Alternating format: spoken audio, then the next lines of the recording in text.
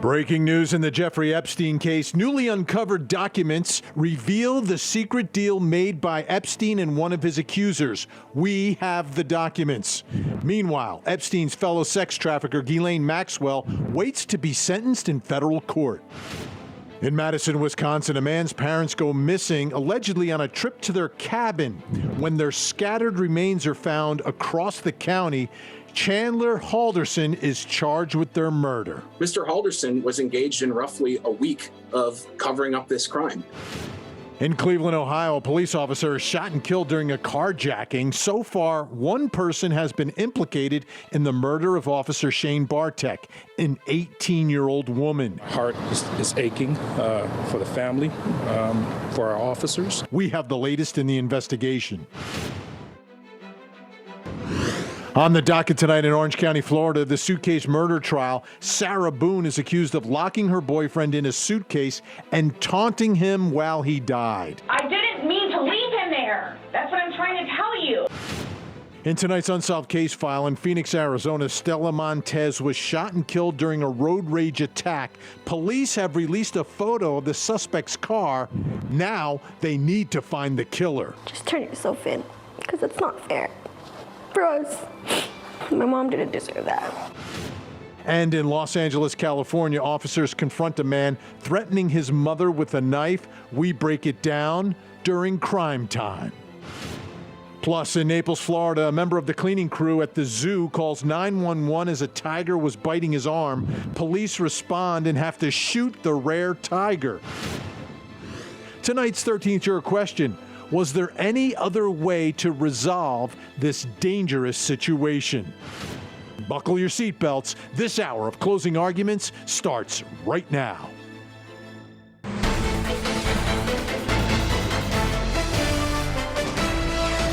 I'm Vinny Politan. Thanks so much for joining us tonight here on Closing Arguments. Great to have you with us. Thanks for joining us for the first show of the new year, 2022.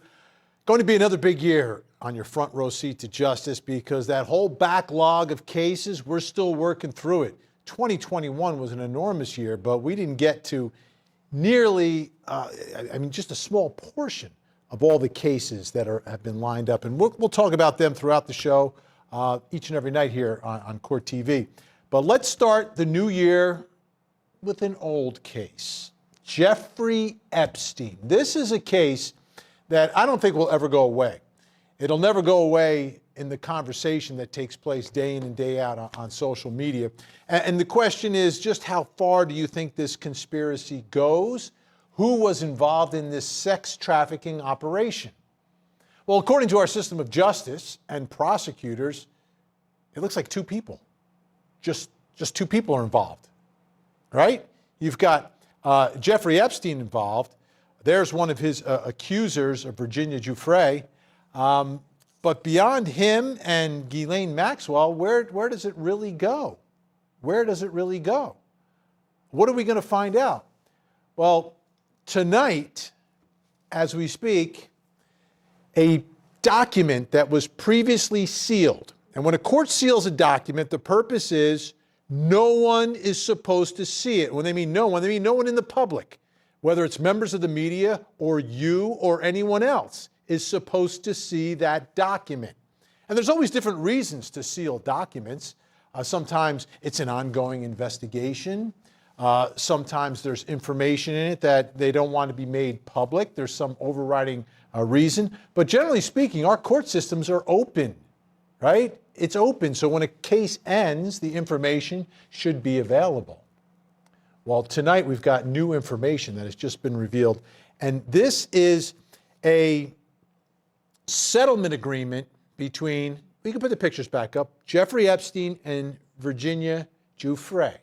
Okay? It's an agreement between these two. There was a lawsuit where Virginia Giuffre, one of his accusers, accused Jeffrey Epstein in civil court.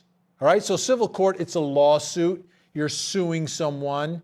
You're trying to get damages for the harm that the person you're suing is responsible for. So there was a settlement for $500,000. Basically, she accused him of sex abuse, being trafficked, everything that we've been hearing for all this time. And there's a settlement agreement, right? So now we're actually seeing this settlement agreement. And I want to show a couple parts to you because it's pretty significant here.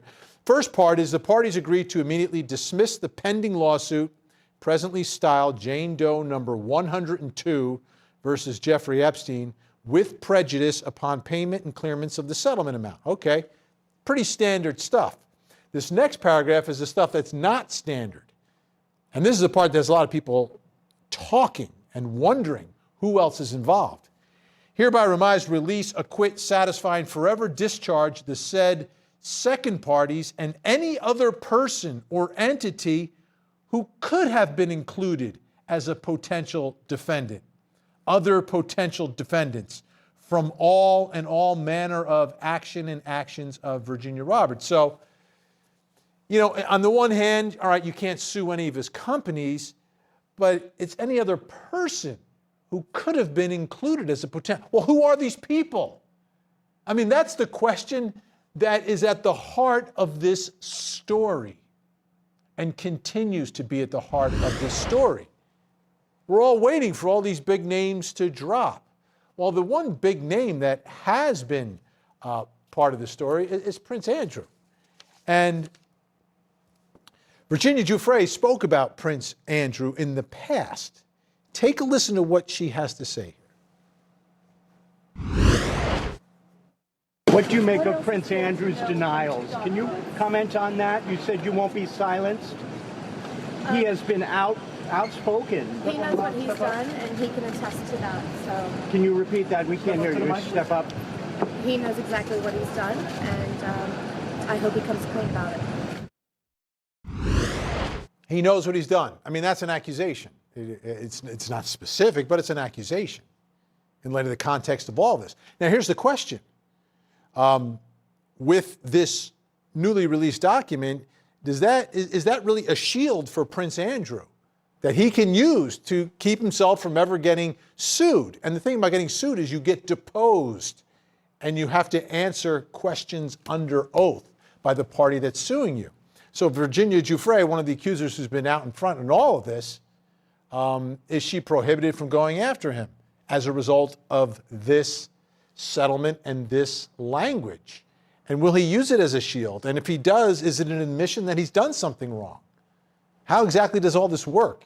How unusual is it, or is this pretty standard stuff? Let's bring in our think tank tonight, talk about what this means, what it could mean. Joining us tonight in Tampa, Florida, criminal defense attorney Teresa Jean-Pierre Coy. In Fort Lauderdale, Florida, criminal defense attorney, civil rights attorney Casey Early. And in Atlanta, Georgia, criminal defense attorney Michael Bixon. Great to see everyone. Happy New Year. Thank you for coming back on the show this year. So this settlement agreement seems to protect, and it's sort of similar to the criminal case that took place years ago down in Florida, where they agreed not to go after anyone and they sort of dropped it, and Epstein got the deal of the century, however it was worked out. But what exactly does this mean, and will this be something that blocks us from ever really learning all of those other names, which is what everyone wants to know? Who are all these other people? Teresa, what are your thoughts about let's start first with the settlement agreement coming out and the way that Epstein was seemingly protecting other people in his own settlement agreement? You know, I think that I don't think Epstein had the ability to go ahead and protect other people. And it's my understanding at the time of the settlement agreement, Prince Andrew wasn't even part of the criminal charges. So I definitely don't think that Prince Andrew would be able to use the settlement agreement on his behalf at all. I mean, just a blanket statement of any person, I don't think is sufficient enough. I'm still surprised that, that the settlement agreement was released. And it's my understanding that it was released because the government essentially said that they were trying to, I guess, counter what Prince Andrew had been saying all along. But I still think that, a settlement agreement in civil court, when it's kept under seal, that it should remain under seal. Casey, it looks like Teresa wants the conspiracy to continue. But But here, are we ever going to get to the bottom line of this, which everyone wants to know? Are there other names, or is all this just going to kind of end now? So there's no way that this is going to end. This is just one chapter, and I suspect that this is a big book of names that we will be surprised. I mean, I was surprised to hear that a prince was involved in this scandal. So I do believe that this settlement agreement is vague. I do agree with my colleague that it will not prohibit other charges from coming forth, whether it's in civil court or criminal charges. It wasn't specific. It didn't state a John Doe or Jane Doe in this matter. And I do believe that there will be some more names and some more lawsuits and criminal charges coming about after this, the charges of Miss Maxwell. All right, Michael Bixon. So far in this whole conspiracy, obviously we have Jeffrey Epstein and we have Ghislaine Maxwell. Let me remind everyone about the verdict that happened just before all the holidays. United States versus Ghislaine Maxwell was found guilty of conspiracy to entice minors to travel to engage in illegal sex acts, guilty. Enticement of a minor to travel to engage in illegal sex acts, not guilty on count 2.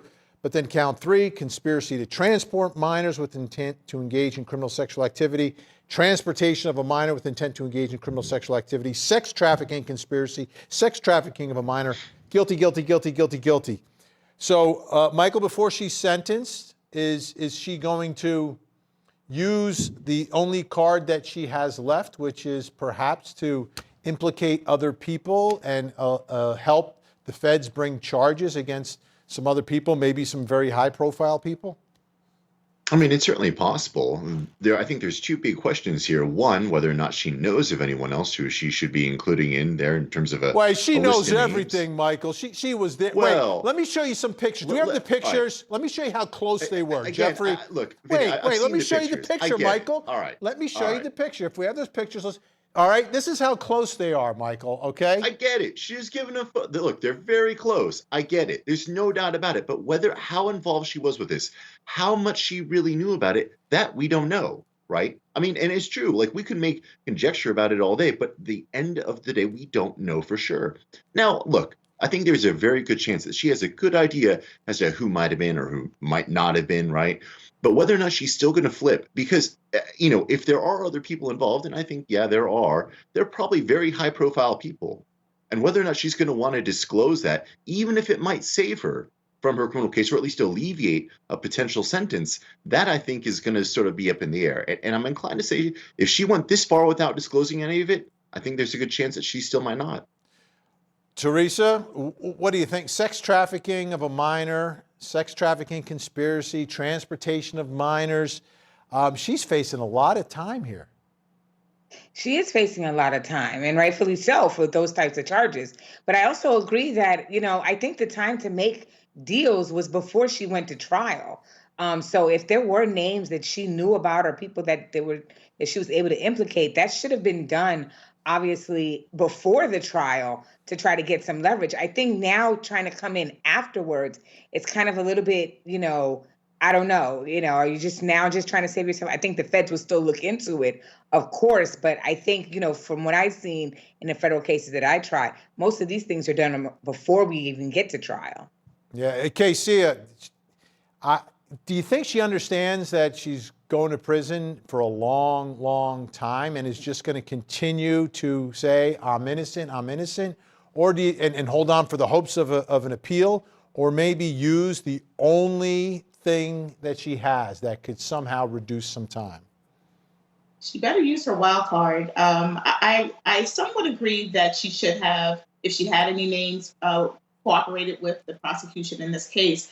However, she still has time now that she's been convicted.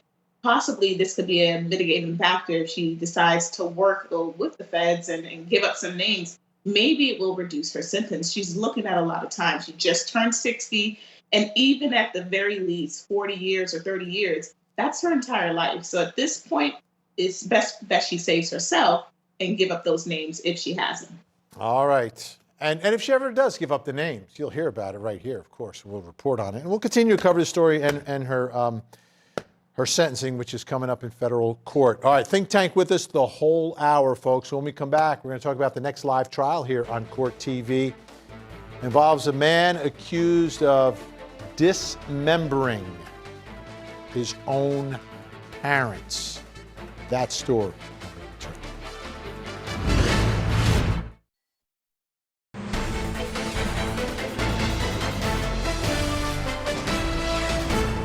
He essentially told the police a web of lies regarding things they were packing, items they were taking or not taking, even indicating that there were messages between him and his parents while they were gone. That all, he alleged, occurred on the 2nd of July. Eventually, Mr. Halderson, obviously on the 7th, then reports his parents missing after they've been gone for 5 days at that point, and an investigation is started. What a story here. The ultimate betrayal. Chandler Halderson is accused of murdering his own parents. Not just killing them, but dismembering them and scattering their remains all over Dane County out in Wisconsin. This is a brutal case. Here he is. Here's the defendant. I don't know. What do you think? I mean, he may be wearing a mask during the course of the trial. I don't know if the jury's necessarily going to see him, but what was going on here? What are prosecutors going to allege is the motive? I don't know if we've heard anything about that yet. But let me show you the victims. There's mom and dad. And the story apparently from Chandler Halderson was that his parents went to their cabin for the July 4th weekend. But prosecutors say they were already dead, and he was busy getting rid of the remains and then told them a whole bunch of lies. I want to show you another piece from his bond hearing. This, again, is shortly after he's been arrested in July of 2021. Chandler Halderson appearing, and the prosecutor talking about some of the evidence in the case. This is the next live trial here on Court TV. Opening statements are scheduled for tomorrow. Let's watch. So back on July 7th, Mr. Halderson made contact with the Dane County Sheriff's Department reporting that his parents were missing. In that contact, Mr. Halderson made a great deal of statements indicating where he thought his parents were, sending police essentially on a wild goose chase throughout the state of Wisconsin, looking for them with an unidentified couple. He essentially told the police a web of lies regarding things they were packing, items they were taking or not taking, even indicating that there were messages between him and his parents while they were gone. That all, he alleged, occurred on the 2nd of July. Eventually, Mr. Halderson, obviously on the 7th, then reports his parents missing after they've been gone for 5 days at that point, and an investigation is started. In working on that investigation, police made contact with a great deal of people who had contact with Mr. Halderson in that time period between the 2nd of July, which is the last known time anyone has seen Mr. Halderson's parents, and through the day that they were making that contact. A witness that personally knows Mr. Halderson and has seen him on many occasions, who lives in rural Dane County, reported seeing Mr. Halderson's vehicle with him in it, parked in a kind of an odd location near a wood line on their rural property. She did report that to police when they were speaking to her. That reported date that Mr. Halderson was at her property was on July 5th. Police were able to search the wood line by this, where the car was parked, where he was seen walking out of the woods and getting in the car, and they did find the remains of Mr. Halderson's father. The remains, unfortunately, have been dismembered. We only found portions of Mr. Halderson. The medical examiner has positively identified the remains as, in fact, being Mr. Halderson's father. In performing an autopsy of what was available, they were also able to confirm that the cause of death was homicidal violence by gunshots. So at this point, we have an extremely complex investigation. We have a defendant who had 6 days essentially to hide evidence of this crime and lied to police in the course of this missing persons investigation, which he instigated. He has lied dozens of times in the course of this investigation. He is now seen leaving the area in which the dismembered remains of his father were found with gunshot wounds. And police are obviously still engaged in an extremely broad search for the remains of his father and of course, his mother. They found his mom's legs in another area of the county and positively identified them. This is it's gruesome, but what is motivating this, and will this be enough evidence? I mean, from where I'm sitting, sounds pretty strong, right? You're at the scene of the crime. There's got to be some explanation for that. I don't know what the explanation is going to be. Let's bring back in our think tank. Teresa Jean-Pierre Coy, Casey Early, and Michael Bixon still with us. Casey, let me ask you a question. If Chandler Halderson is your client, and he comes to your office, or you visit him on the inside if he's locked up, and you have that first conversation, what kind of questions would you have for him? Well, I'll start with the background, how his relationship was with his family, because if there's any question of his mental capacity, then obviously I want to get him evaluated so that if he is declared incompetent, then he'll receive the proper treatment until his competency is restored. It takes a special type of person to commit a murder, but it takes an even more special type of person to not only kill their parents, but then take the extra step of dismembering the body. So as a defense attorney, you want to look for those red flags to see if all the circumstantial evidence is pointed towards your client.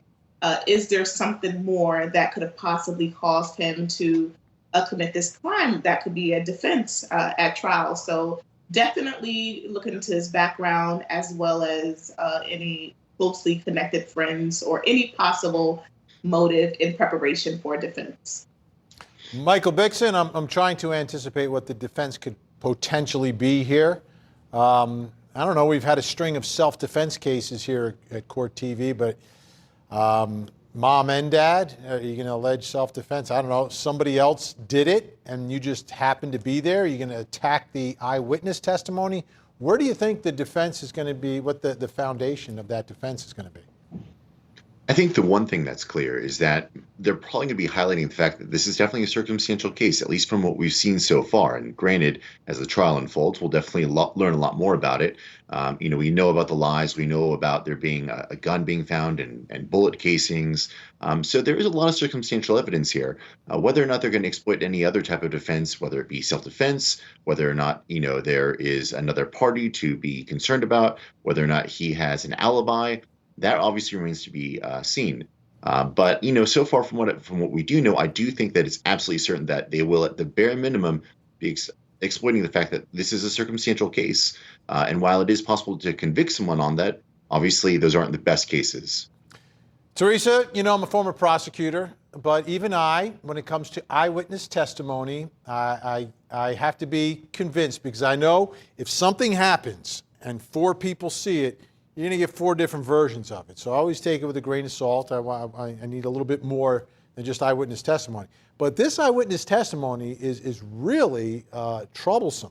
If he is, for some reason, in some strange area near the wood line, and it just so happens that's where they find Dad's torso.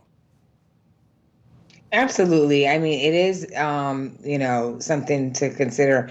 And, the fact of the matter is, if you have a case and you have to explain away every single fact, usually that's not a really good case. So I also am waiting to see what the defense is going to be in this case, because, quite frankly, the circumstantial evidence is overwhelming.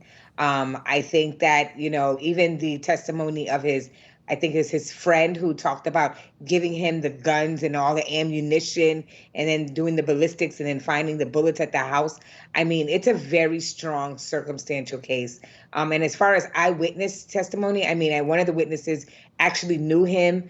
And they took the initiative to call out to law enforcement after they saw the interviews to say that they'd seen him on that day. So I think his behavior at the time, combined with all the other circumstantial evidence, is really a really tough road for him to kind of go through. So I, like my colleague said, would really look into some mental health issues here, because it takes a special person to commit a crime like this. Yeah. Also an Eagle Scout, by the way. We'll figure it out. We'll have opening statements tomorrow morning right here on your front row seat to justice, and both sides usually lay out what their case or what they believe their case is all about, so we will find out. All right, Think tank staying with us. Still ahead.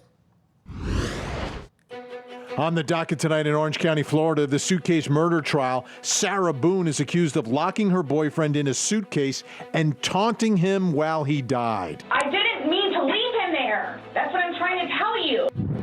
Plus, in Naples, Florida, a member of the cleaning crew at the zoo calls 911 as a tiger was biting his arm. Police respond and have to shoot the rare tiger. Tonight's 13th juror question: was there any other way to resolve this dangerous situation?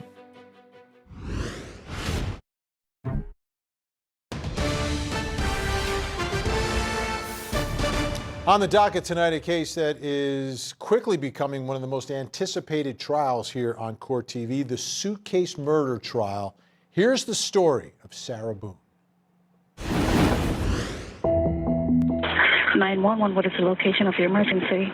It's Monday, February 24th. There's a crisis at the home of Sarah Boone, prompting her to call 911. Is this a police or medical?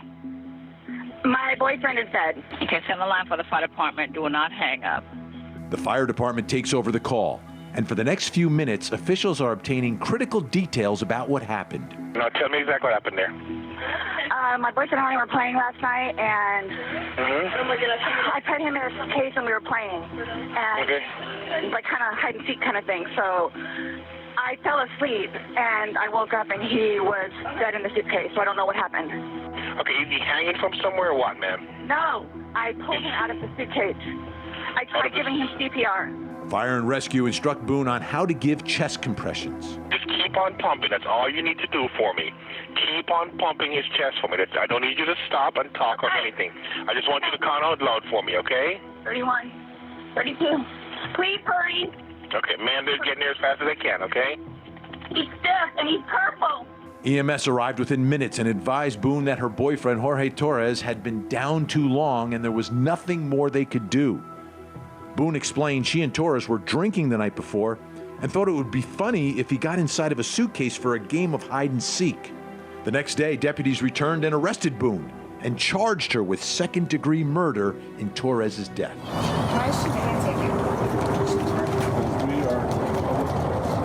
Boone's story about a childhood game gone awry unraveled when investigators say they found video on her cell phone showing Boone taunting and laughing at Torres while he was struggling to get out of the suitcase. Police say he was yelling he couldn't breathe and asking Boone for help. According to police, Boone was captured on video saying, "That's what I feel like when you cheat on me." When confronted with the video, officers say she told them she didn't remember those moments. But to investigators, those moments add up to motive for second-degree murder. And there are some really bad facts for Sarah Boone in this case. I mean, it starts with the story about hide and seek.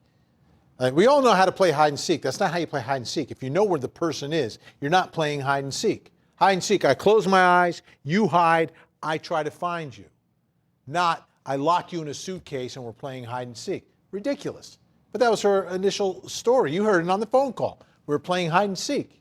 No, you weren't. That's a lie. It's an obvious lie. The other fact that wasn't in the piece, but when she wakes up in the morning, either after passing out or falling asleep or whatever, when she gets 911's not the first call that she makes. It's not. She calls someone else first for some advice. What should I do? What do you mean, what should you do? There's a dead man in a suitcase in your apartment. You call 911. So she didn't do that. And then finally, once that investigation came about, you saw a little piece of it. When we showed you that suitcase that was right there, that's from her cell phone. So not only are they not playing hide and seek, let me show you what was actually going on, which was a game of, it seems from where I'm sitting, I lock you in a suitcase and then I taunt you until you die. Take a look. Sarah. That's my name. Don't wear it up. Sarah, I can't breathe, babe. Seriously. Yeah, that's when you do and you choke me. Sarah. And the video is much longer. We're just showing you a small piece. The jury's going to see the whole thing. Let's bring back in the think tank. Michael Bixon, let me ask you, what's the worst fact for Sarah Boone going into all this? That video is rough. I mean, not only that, but the fact that there's a clear motive, the fact that she was saying that he was, potentially physically abusive, that he had been cheating. These are not good things combined with that video. That's a terrible, terrible scenario. And, as crazy as it is to be killed inside of a suitcase, and I think we could even hear that 911 operator's reaction when listening to her tell him what had happened. I don't see a good path for her, as this trial is going to unfold. The one thing about this, KC, is I don't fully understand, unless it's on the video, and I don't think it is, how he got in the suitcase. Like, was he tricked into getting the suitcase? Was he forced in there? Did he go involuntarily? What exactly, and how important is it for the jury to understand that? Like, how he got into the suitcase to begin with? Well, to be quite frank, then it doesn't even matter how he got in, because we know that he didn't zip himself in. So we know that she was the one who not only zipped him up, but he was asking for help. It reached to the point where he couldn't breathe. So with Sarah, with her multiple stories, she's already going to lose credibility with the jury. She goes from playing hide and go seek to her own words being used against her on her own cell phone footage, where she was taunting him. So whether or not he went into the suitcase voluntarily, it obviously came a point where he was asking to be released, and she refused to release him from that suitcase. So she definitely has the evidence, the video, as well as her words will work against her during this trial. All right, folks, we've got a pretrial conference date on this one. It is March 29th. So March 29th, 2022, pretrial conference, trial date, April 11th. That is Florida versus Sarah Boone. When we come back, we're going to stay in the state of Florida. A really tragic, tragic story involving a Malayan tiger named Echo at the Naples Zoo. Officers had to shoot and kill that tiger. We've got body cam video, and we'll also tell you why.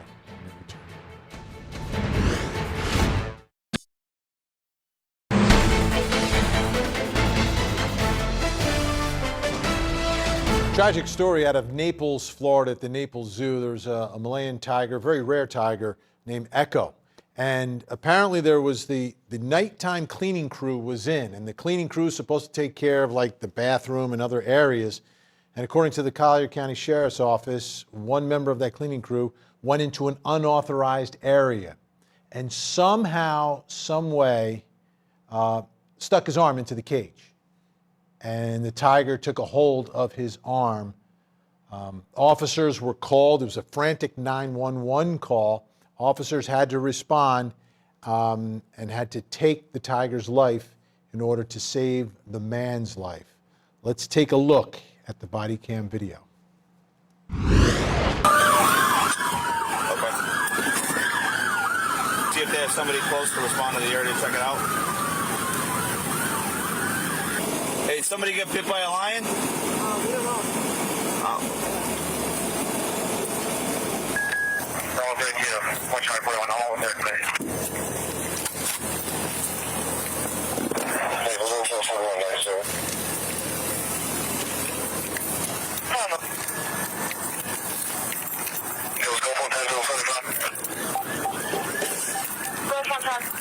Hey, what do you got? Somebody got attacked by the tiger inside. They ripped her arm off. Oh my, are you serious? Yes, we're serious. You hear all the lights and sirens? This isn't a joke.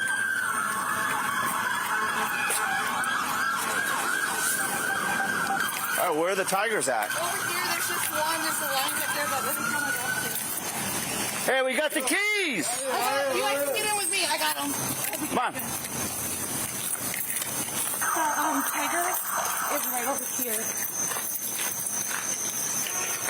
Yeah, you hear? Oh my God.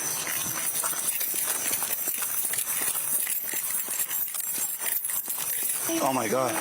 Is that real? Yeah, please. Oh my God. Please help me. Echo. Please help. Please help me. Please. Oh my God. You got a tranquilizer? No. I know I'm feeling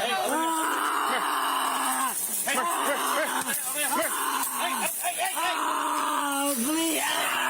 Oh, shit. Oh, shit. Oh, wait. I'm gonna die. You're gonna have to shoot. I'm gonna die. Oh, All right, just keep a light on. Naples 1 Charlie 10, shots fired. Come here, bud. Come here. All right, yeah, I know. Okay. You got a tourniquet on you? Hey, I need a light here. I need a light right here. Yeah. Jake, shine it on me. Jake, come and grab him. Here's the tourniquet, bro. Come and grab him. Here. You're okay. We Get the trauma alert going. Whoever. You okay? Oh no! Oh no! Naples 1 Charlie 41. Get that all the way up. You got a trauma alert. Oh, All right, that's good. Right here. oh no! Undo it. Move your arm, buddy. Move your arm.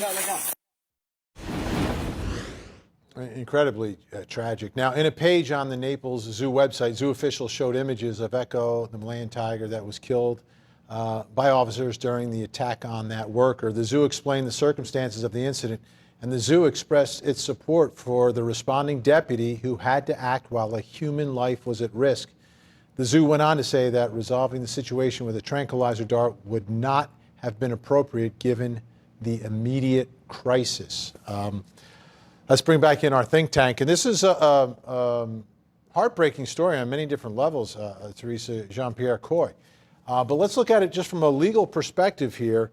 For that worker, went into an unauthorized area, obviously, and now that tiger is lost. How do you see this whole thing shaking out? Should there be any charges against this worker who went into the unauthorized area, stuck his arm in the cage, and ended up costing the tiger his life? I can't imagine what charges you would file unless it's trespassing. Or, I mean, I really don't know what kind of charges you would charge.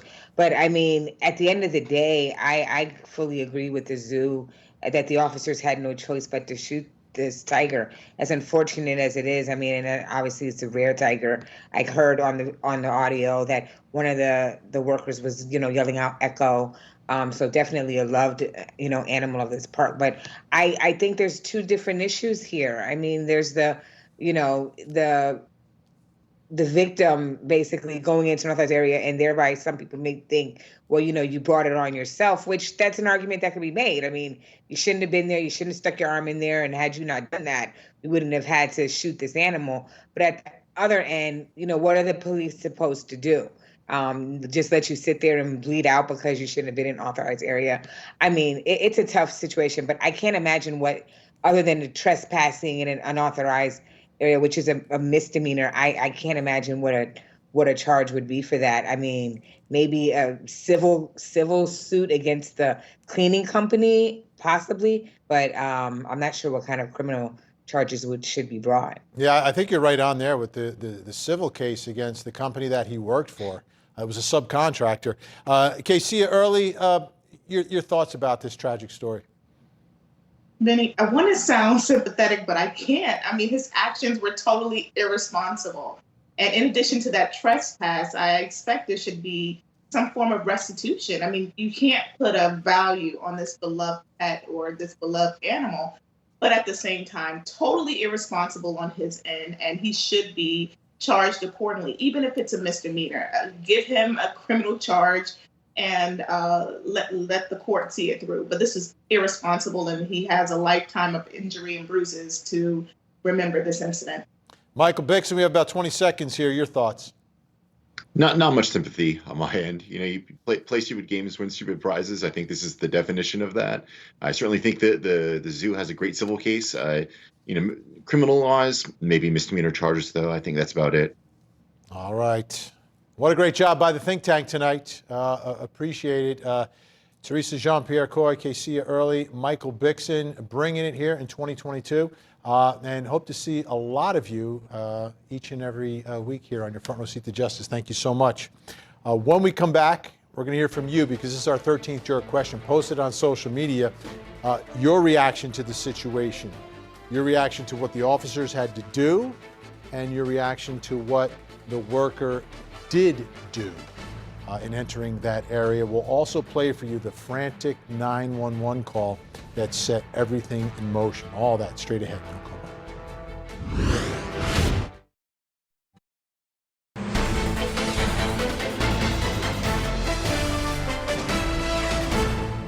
911, emergency.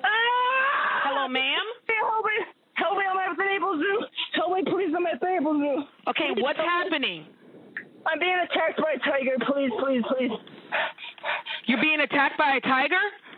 Yes, please, at the Naples Zoo. Please, Okay. please help me. We have them coming there to you, okay? Okay. Is there someone there with you?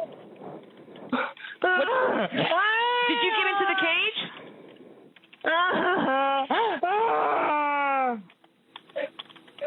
Hello, ma'am. Help. We're sending help to you. Please help.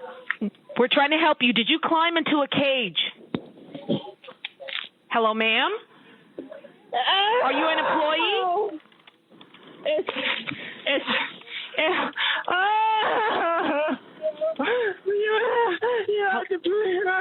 Okay, we're sending someone to help you, okay? Okay, please. Where exactly are you? Are you in the cage?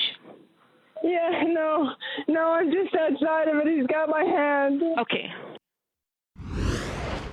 Posted that on social media. That's the frantic 911 call from the worker whose arm is inside the tiger at the Naples Zoo. We begin with our 13th juror comment of the day coming from Jennifer, who says, well, to begin with, why not just use common sense and not go into the tiger's enclosure to begin with? And the officers should have used a tranquilizer gun instead. It's sad these animals are paying for people's stupidity. As far as the tranquilizer gun is concerned, you hear on the body cam one of the officers asking if there was one available. It was not available. They're not issued them. There was no one from the zoo there. So they couldn't. And afterwards, the zoo actually said that a tranquilizer would not have worked in those circumstances.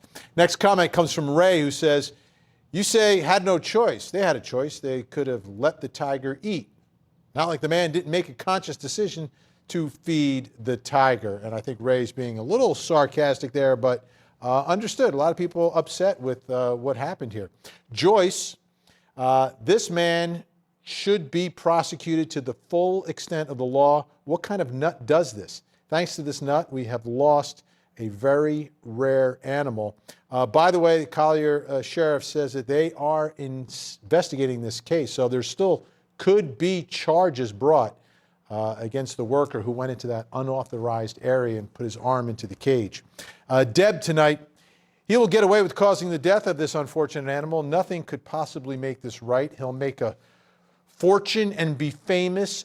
So wrong. Not sure how he's going to get famous. I haven't even named his name. Did you notice that? Anyway, thanks so much for your comments, folks. We appreciate it. We've got 2 more hours of the program coming up. When we come back, we're going to talk about an officer